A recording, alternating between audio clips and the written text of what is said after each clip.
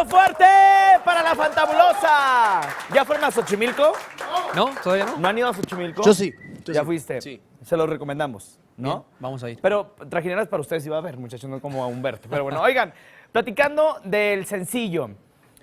Van a sacar otro sencillo. Ustedes lo que hacen es una fórmula que está interesante, que van lanzando sencillo tras sencillo para llegar próximamente a colocar un material discográfico ya así palpable, ¿no? Sí, hoy la industria cambió muchísimo, por eso nosotros vamos sacando sencillo tras sencillo, temas nuestros y covers, como el que vamos a cantar ahora.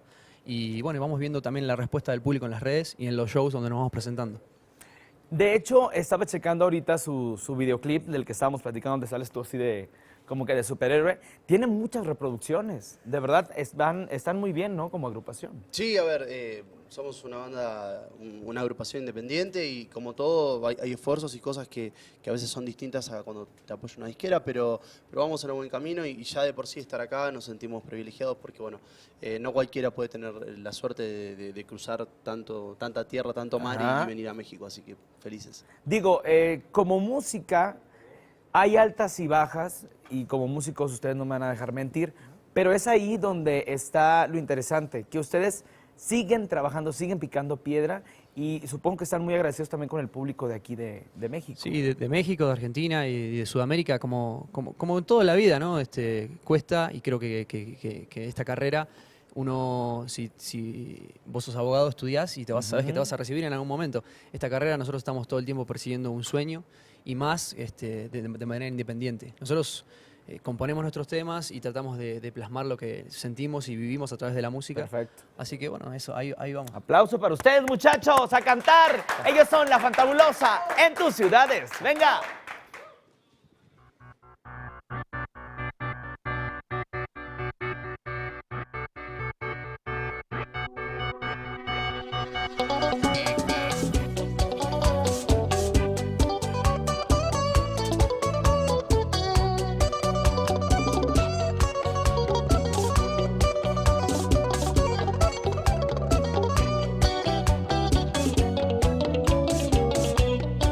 Al conocernos me prometiste darme tu amor para toda la vida, pero muy tarde me he dado cuenta que me engañaba.